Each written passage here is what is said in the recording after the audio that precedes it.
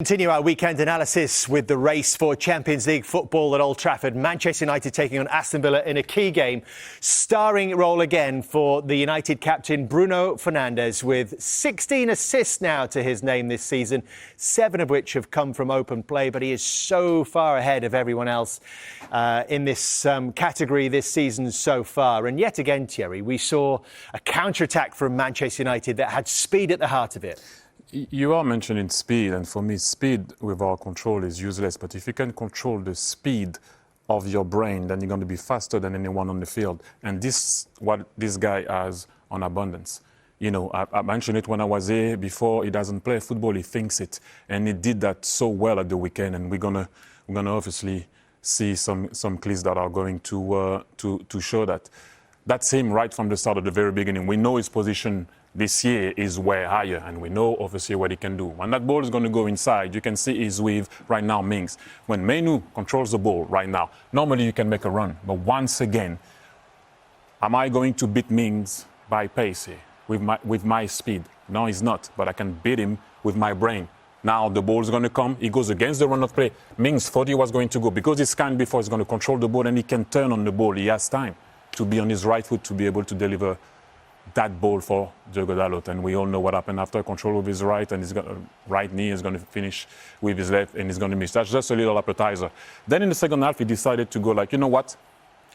Like the kid that is the best, at school, let me go and get the ball wherever I am and try to pass that ball forward. Look, he's going to go into the path of Luke Shaw. He should have stayed inside. Give me the ball, please. Give me the ball. I want to play forward. Amad Diallo, come and play with me. Now, Amad Diallo was about to play there. He's screaming, give me the ball back. I want to play forward. He wanted that 1-2 with Mbeumo, and Mbeumo didn't even get it. It's okay. It doesn't matter. I'll go and play as a 9 now. Ball come, we all know, was cleared by Onana, but that's what he did. And then this. You need to understand that to take an out swinger and still manage to make it look like an in swinger, the way he did put his body to make sure that the ball was going to have enough air time for Casemiro to attack it, don't underestimate how difficult that is. Beckham used to do that, we all know. And then at that particular moment, if you press pause, it looks like it was a in-swinger with a left-footed player that took it. Casemiro, we all know, brilliant header also. But this guy, the way he did it, he gave him time to be able to attack the ball. And then this one, how come Bruno Fernandes has time to see everything away from everybody and execute that pass that, by the way, everyone was amazed with that pass. I was more amazed with what happened before, and I will show you to you now. So this is Bruno Fernandes. At that particular moment, as we all know, is higher. Casemiro is coming, he's scanned. You already know that Matheus Cunha is here and Casemiro is coming. And if you press pause in and around here, this is a guy that looks like he's not bothered. I'm not playing with you guys. He looks like he's not bothered, but normally that pass is possible. Why am I going to run with Konsa that runs way faster than me? Again, I will beat you with my brain. So if you play it, he's going to go into a position where he can see the field 3/4, where he can have time and deliver a pass, because I have that in my locker. And I played with great players, so what do you do if you're Casemiro? You did the ball, give the ball to the guy that is the best. Now, instead of being in a situation, Bruno Fernandes, where you're going to see his weaknesses, you see his strong point. And now, by that position, he put the guy that can run in his best attribute, go and run in behind. I have the quality to see 3/4, scan the field, assist. Great finish, by the way, from Matheus Cunha. But he thought about it once again. And then there's something that people don't often mention with Bruno. Oh, Bruno is great on the ball. Yeah, he's great on the ball. But look at what he does. Yes, again, Amad Diallo could have scored. Martinez makes a great save. At that moment, he can maybe walk. I'm the best player. I'm the technical player. I'm not going to come back. Then suddenly, he's defending on Watkins. And look at how clever he is. He anticipates what Watkins wanted to do. Watkins is fast, but he was in his head. He saw what Watkins was going to do. Now he stopped a counter, and he makes it a counter. We all know, obviously, that didn't finish well. And there's something that I want to talk about. He wanted that ball. He wanted that ball. It's different. He's making a run here. You know why? Because he's flat-footed. I can beat him with my pace. He wanted the ball from Amad Diallo, not Ugarte. And I want to show that because people always used to kill him when they lose the game. That's 3-1. still 2 minutes to go. He killed Amad Diallo for at least Is that the bit that lets 6 him down, to 7. Thierry? No, that's him. He will argue with his dad or with anyone. He argues with himself. He finds a way. But what I'm trying to say to you is, even when he wins, he is like that. He demands excellence from himself and from his teammates. That's a real leader for me. He's still going. He didn't like it. And what I like, yeah, be cocky. Yes. No, but you guys will be cocky. Why not? And then, but when he wins, it's kind of okay. Look at that. Look at it. Yeah, I know I'm good. Look. Yeah, come on. Like, I knew. My name for him now, like you guys are going to love, is Bruno Fernandes. Fernandes. This guy thinks. I love it. I always liked him. What he's been doing at Man United in some difficult moments for the team, it's outstanding. There are records in danger now because he's joined this elite list on this chart with 16 assists, and he's only got 5 to go to get right to the top of this list. Who's up there? Yeah, I managed to be there. Yes, but Thierry. But I'm only there one time. Some of the guys are there multiple times. Well, yes, we've got Kevin De Bruyne on there 4 times. We've got Cesc Fabregas on there a couple of times. Level, but if I can levels. just point out that 20 assists, 20 of those are from open play. This one I will take. 20 assists, 20 open play. Wow, I didn't know that. It's no surprise that he's in this company now, because we'll show you the chances created this season. So there are a lot of players who have created one chance or more this season, over 440, and this is a collection of them. And you've got chances from open play up one side and the total chances created along the bottom. So there is this large cluster here, and there are some exceptional players here. And here is Bruno Fernandes. Over here, far more chances created than anybody else. So you've got players in this sort of area who've also created a lot of chances from set pieces. Declan Rice is here. We've got Dominik Szoboszlai and we've got Anton Stach, all corner takers for their respective clubs. The second, actually, for open play chances created is this one here, is Florian Wirtz from Liverpool, with Bukayo Saka lurking just there as well. But Fernandes, Jamie, in a league of his own, it seems. Yeah, he is. I'm speaking about this with how highly he's regarded in sort of for Manchester United players in the Premier League. And we were having this discussion earlier. Sometimes it feels, I think a little bit like Luis Suarez at Liverpool. Is it the fact that they haven't won the biggest? Luis Suarez didn't win the biggest trophies at Liverpool. Bruno Fernandes has yet to win, Premier League title or a Champions League trophy. Does he almost need that to go alongside some of the greats in the Premier League? I don't know. What do you think on that, Thierry? Not for me. It's also what how you transcend people, what you transmit, and the team that he had at the time. Well, he's having at the time. I'm not having a go. He didn't. Maybe I don't know. He wouldn't have started in the big Man United. But maybe if you arrive in that team with Van Nistelrooy finishing, or York, or Cole, or Rooney, or whoever, you would have think that maybe what he's creating might be, like people would have finished that. Not having a go again, please, to the guys that are playing now, but also. You got to play who you got to play, but what he did create, and also you have to give him a lot of credit. He could have walked away. He could have said, you know what, this is not for me. People are saying I'm not this, I'm not that, and maybe the team or whatever, and then you walk away. He stayed, he's staying, he's fighting every single time. I love him. And very much in the control of the race for the Champions League, and Bruno Fernandes pulling the strings once again yesterday. Yes, well, we've got the perfect guy on tonight, Thierry Henry. He's won Player of the Year in this country. He's still got the record for most assists, and Bruno is certainly in the running to take a Player of the Year trophy and maybe match his Premier League assist. And hopefully for him, he'll try and get one above him there. So, but what Thierry? Oh, I'll leave that for later. Thierry might mention something about the difference between assists, so we might get into that a little bit later. But listen. He's been a revelation, not just this season. Since he's come to Manchester United, his numbers are fantastic. But there's no doubt since Michael Carrick just used him predominantly in the number 10 position, his game has moved on another level from where we've seen it the last 12 months because, as I said, he was playing a little bit deeper under the previous manager. Talking of fantastic numbers, Casemiro, 2 more goals from set pieces than any other player. Wayne Rooney speaking yesterday about maybe a U-turn and keeping him around for a little bit longer. It's that balancing act that he's still giving it, but will he still be giving it at this stage next season from a physical perspective? Yeah, I mean, what he's done is, and which is a great way for any any signing to perform well is that he had a brilliant first season and he's having a brilliant last season. And the bit in the middle we'll try and forget about a little bit. But what it does is, initially you come in and everybody loves you, so straight away people think, yeah, we've got a top player here. And there's no doubt he did, obviously what he'd done for Real Madrid. The bit in the middle wasn't great, but he's going out on a brilliant swan song, so that's what everyone will remember as well. But I think it's probably the right decision that, as I said, Manchester United is going to look to recruit in that area in the summer. So a good weekend for Manchester United, not a good week for Manchester City. We'll talk about that with Jamie a little later on. Welcome back to the Premier League show. Bruno Fernandes has been Manchester United's shining light for the past few years. Is he now the shining light in the Premier League as a whole? The United captain laid on a couple more, taking his tally to 16 for the season, which means he needs just 5 more to break the record for a single campaign. He's been exceptional since he's come to the club. There was a period about 18 months ago where I thought that he went like this. And then there was a little bit maybe of a dip slightly below that standard, but it just feels to me now, right now, that he's playing the very best and the most comfortable that I've seen him.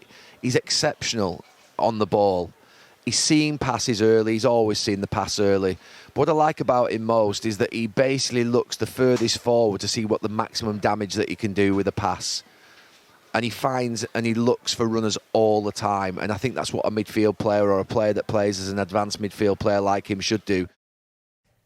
2 more assists then for Bruno Fernandes against Aston Villa yesterday. The Manchester United midfielder could make Premier League history this season as well. The record number of assists in a Premier League season is jointly held by Thierry Henry of Arsenal from 2002-03 and then Kevin De Bruyne at Manchester City in 2019-20. Here we can look at how Fernandes is tracking against that landmark. This is my assists by matchday tracker. We've got Premier League match days here in the horizontal with assists in the vertical. Henry's line is the red one. That's this one that you're looking at here. And he reached 20 assists for the Premier League season on the final day. He actually got 3 assists to take it from 17 to 20 on the final day against Sunderland. And here is the first one on this final day. A lovely cushioned header back to Freddie Ljungberg, who finished. Sunderland fans not happy, but Arsenal fans were. 3 assists on the day for Thierry Henry there. And what about Kevin De Bruyne? Now, his line is this blue one. He actually tracked well ahead of Thierry Henry throughout his season in 2019-20. But actually here, you'll see it flatlined a little bit. He went 7 games without an assist between match day 10 and match day 17 of that season. But then from then on, from 17 to the end of the season, it was pretty much an assist every other game by the time he gets to 20 at the end of the season. And then we come to Bruno Fernandes. His line is tracking in the black. 7 assists by the time we get to match day 20. What happened after match day 20?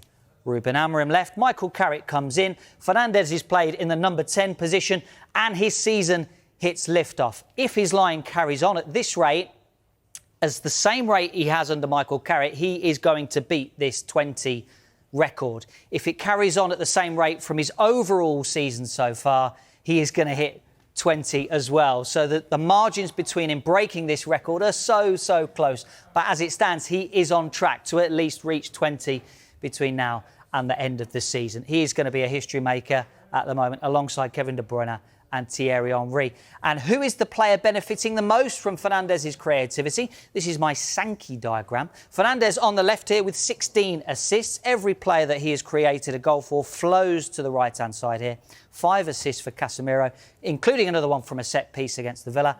Next comes Benjamin Sesko on 3.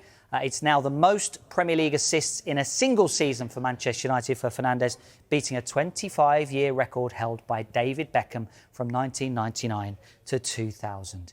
Clinton, is he the best player in the Premier League right now? And is it all down to Michael Carrick? It is down to Michael Carrick. I think Declan Rice and Gabriel will probably have a few things to say about that come the end of the season when that award comes up. But I like my attacking players. I think Declan Rice is fantastic. So it'd be hard between the two of them, but I'd probably have to go Bruno Fernandes. I think he's been outstanding. The thing is, Arsenal go on and win the Premier League, a fantastic achievement. It will be Declan Rice or Gabriel that does it, but because they're playing with players that have been outstanding all season. Bruno's had to play in different positions and still been creating chances in the deep line midfield. Now Michael Carrick's played him in his best position in the number 10, and he's got players on his wavelength. Sensational player. I've said it many times, he's one of the best to do it. And everyone used to look at his petulance throwing his arms in the air. That's because he's frustrated with himself and the players around him. That pass to Cunha is brilliant. Casemiro into him and the ball around the corner to Cunha. Look at it, the timing of the pass, timing of the run. Now he's got players that are making him run.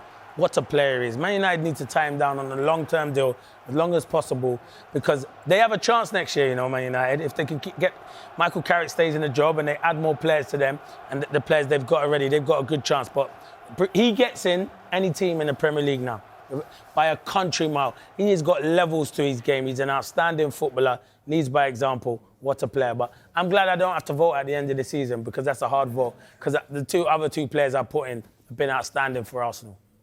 Is there a danger sometimes we sort of over-analyse football? And albeit I'm saying that whilst I'm looking at Dave Reed's Sankey diagram, which probably proves my point more than anything. But it does sort of, you think when Dave's saying all that stuff, he's a number 10, you're the manager and Ruben Amorim, he's your best player. Why not get the best out of him by playing him where he should be playing? Because managers like to complicate things, and that's what Ruben Amorim did. And he was stubborn. He didn't want to change. Why don't you play your best player in the best positions? So, evidently, if you look at Man United now, Casemiro's been outstanding. Kobe Mainoo beside him, someone who's got legs, has been outstanding, playing in those positions. And Bruno, you played in a 10 in his best position, because no one else at Man United can play in that position as good as what Bruno Fernandes. And his delivery into the box, they've highlighted it, the amount of goals Casemiro scored from his head. Fantastic. I do think they should give him another year, because I think even if he's not playing regular Casemiro, I think they could bring in another midfielder and there'll be games he's going to play. But I think Bruno Fernandes has got the best out of all the players, and he's helped the new players adapt ever so well. Šeško, everyone was questioning him. Bruno Fernandes has assisted him. I remember the goal not too long ago against Palace, the ball in a great header. So, yeah, he makes the game look easy, but top players make the game look easy, and it's easy. Play players in the right position, you'll get the best out of them. He's got natural ability. He's a top player. How much do you think that Michael Carrick and Casemiro, who you just mentioned, are benefiting from the fact that it's one game a week, which it won't be next year? Yeah, it's helping, but that's why I'm saying you can have Casemiro in there for experience, because Man United will qualify for the Champions League. Casemiro's been there, seen it, done it at Real Madrid. So I would keep him for another year. And it is benefiting, definitely. It's helping Michael Carrick, helping the squad stay fit as well. And there's not a lot of football. Next season it will change, but I'll still keep Casemiro for another year. And everyone could say, yeah, but I'm not saying you can't go out there and buy a midfielder, world-class midfielder, but you're still going to need Casemiro, the experience that he brings in. He's been a threat from set pieces. His goal on the weekend's a brilliant header. And there's an understanding between him and Bruno Fernandes. So it's a no-brainer for me, but I'm not the hierarchy and I'm not the manager. You are not, but thankfully you are here offering us your opinions on a Monday night. Step towards Champions League football next season by beating rivals Aston Villa 3-1 at Old Trafford. And once again, Bruno Fernandes was at the centre of things for United as he closes in on the Premier League record for assists in a single season. United took the lead just after half-time. Casemiro! It's the same old formula. The set piece opening the door for his 7th Premier League goal of the season. It's a brilliant, brilliant header. He's got a lot to do into that far corner. Couldn't be any better in off the post. That sparked Villa into life. They were soon level. Barkley! 1-1. His first Premier League start in over a year. Barkley scored on the last one. He scored on this one too. But they weren't level for long. Great pass. Fernandes has found Cunha. Cunha got the edge on Constant, scores! Aston Villa taken apart. Well, that is an absolute thing of beauty, that goal. His assists and his contributions towards goals are a joke. Just watch there, he runs offside and Burmo, but Cunha doesn't. And the pass from Bruno Fernandes, we're right behind it, so you can just see what he's looking at. And it's a beautiful pass, and the finish. You always think of Thierry Henry with that one. A brilliant response from United. Well, the game was sealed late on, thanks to Manchester United's super sub. Šeško! He's becoming the ultimate impact substitute. Fernandes' 2 assists yesterday means he has more in a single Premier League season than any other United player in the competition's history, overtaking David Beckham. He's also 4 assists off the overall Premier League record held by Thierry Henry and Kevin De Bruyne. I'm more proud and more pleased because I did it serving my teammates. You know, that's even better because giving joy to the others is also very good when you play in the position I play. So I'm very happy that I can help them to score and to be happy having their moments. And obviously it's a huge achievement for me, but main achievement will be in the top spots at the end of the season. He's been exceptional since he's come to the club. There was a period about 18 months ago where I thought that he went like this, and then there was a little bit maybe of a dip slightly below that standard, but it just feels to me now, right now, that he's playing the very best and the most comfortable that I've seen him. He's exceptional on the ball.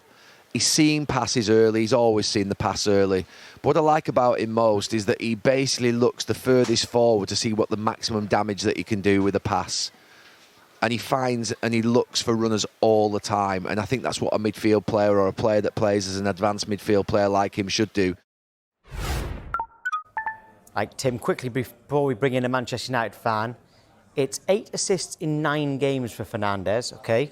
He's 4 away from the record, and there's 8 games to go. Given he's got 8 in 9, is he going to get there for assists? I think so, and he deserves to. Outstanding, magnificent servant to the football club. Like Gary said, as soon as he's come to the club, his numbers, what he's been putting up year on, year out, even when the team's struggling, he always stands up. He's so durable, he hardly ever misses a game, and his passing range is outstanding. It just makes a mockery of Ruben Amorim's selection in the 6th position last season. He's an obviously... And earlier this season as well. Yeah, of course. I mean, how can you not see that? How can you not see that Kobe Mainoo has to play in there with this man? That pass there from Casemiro into him, it's like playing chess. Casemiro looks forward. He knows exactly where Cunha is. He can't get him the ball, so he gives it out wide so he can play it. Clever. But he gives him no control problems. Just says, go on, Bruno, can you slip that in behind with a first-time pass? And look at the arrogance of that. Love it. Love it. Outstanding, This boy is. Outstanding. Fantastic. Must be a dream to play in front of him. If you're Cunha and Mbeumo or Šeško, as soon as this kid gets the ball, you're on the move. You know full well there's a good chance. He's got that pass what not a lot of players have in the Premier League, where he's standing start. He doesn't have low back lift. He floated one in first half to Dalot yesterday, and he just dinks it over the top. He's not even moving. Stationary, and he just gets his foot under it. He's a wonderful player. Right, Bradley Tooth joins us. Bradley, who's the best player in the Premier League right now? Well, I think you've just been talking about him for the last few minutes, right? You know, he's absolutely flying, and Tim, you made the point about Amorim playing him in a 6, which was criminal. But even his record in the 6th position, he's still created more chances than anyone else in the league from that position. You know, he's been unleashed now by Michael Carrick. The players look like they're playing with a smile on their faces, and doesn't matter what scenario they're in, they feel they can overcome it. And Bruno is at the centre of it, like he's been at the centre of everything good we've done over the last few years. And I think he definitely deserves the player of the season. I mean, I know Declan Rice is having a good season, and they're different types of players, and you have to look at what Arsenal are going to do. But purely where this Man United team have been this season and the level of performances, for Bruno to be posting the numbers that he's doing, he's an absolute joke. There's not a team in the Premier League he can't play for. Yeah, exactly. Does he improve everyone? Does he improve every club? Yes. He walks into every team. City would have him, Arsenal would have him, Chelsea 100%, Liverpool would have him. But he's ours, and the job of the club now is to make sure that they build and continue to build the team around him for next season. Do you expect him to stay? In your mind, is there any chance that he leaves in the summer? Well, it depends on the ambition of the club, really. Bruno he's floated out there that Saudi were after him last season, but the club is ambition, and I think they will. Yeah. So I don't think he'll leave. But you never know in football, right? And you know, Brad, Bradley, if he ain't left by now, mate, he's weathered the storm, ain't you? So surely you've weathered the storm. If he ain't left by now, he's going to stay for the cream. You're only looking upwards now. As you know, with opinions on these things, 45 minutes can turn into can make anyone look a fool. Look at what you said about Sesko earlier on in the season, right? You never know what can happen. Yeah, but I'll go. But you want me to elaborate on that? Yeah, go on. Go on then. He ain't the answer. What he done is the kid. He's absolutely proved that he deserves the opportunity to be the answer. I'm judging him of Man United players in the past. Look, Michael keeps leaving him out. He's only leaving him out for a reason, because you've got better options. Yeah, I think he's earned the right to have the opportunity, but he's not 100% the answer, is he, at the moment? But he can develop. Is Carrick the answer, Bradley, though? Is Carrick the answer? He's beaten Guardiola, he's beaten Arteta, he's beaten Emery. Surely you have to give him the job now. Is there any doubt in your mind that he gets the job? Zero doubt in my mind, and there should be zero doubt in anyone else's mind, really. I mean, there's a few doubters out there, mate, in Man United colours, by the way. Are they Man United colours, though? Even though they represented the club, are they Man United colours? You have to ask that question. Even though you captain the team for however many years, he's clearly got a bit of an agenda against Michael Carrick. And, ultimately, Carrick is passing the test, right? We're top of the league in terms of since he's taken over. If you look at all the other teams, and why would you want to move away from that? There's a fancy toy out there in France doing really well in Luis Enrique, but why upset the apple cart? He's got a tune out of these players, which other managers have really struggled with. He has got the fans on side. He seems to be all the noise in and around the club has settled down, even when people are kicking off. And it was a big test yesterday.